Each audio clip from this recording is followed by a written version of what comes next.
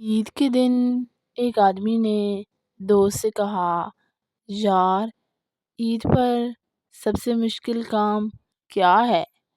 دوست بولا، کیا؟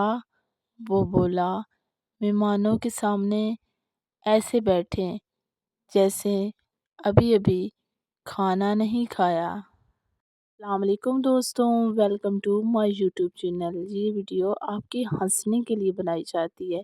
اگر آپ کو میری ویڈیو پسند آئے تو لائک، شیئر، کامنٹ کرنا اور چینل کو سبسکرائب کرنا نہ بھولیے گا۔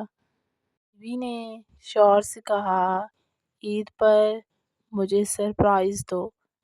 شوہر شام کو جلدی گھر آ گیا۔ بیوی حیران ہو کر بولی، یہ کیا ہے؟ شوہر، تم ہی تو کہتی تھی ایسا سرپرائز دو جو کبھی نہ ملا ہو۔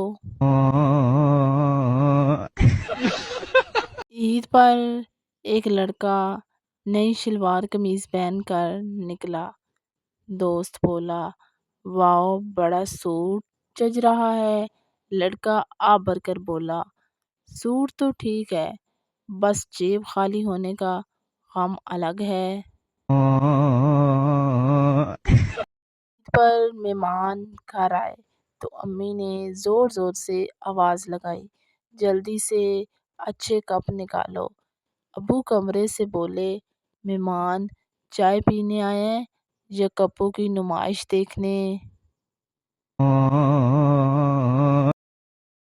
عید کی صبح بیوی شوہر سے بولی، آج کسی سے لڑائی نہیں کرنی۔ شوہر بولا، ٹھیک ہے۔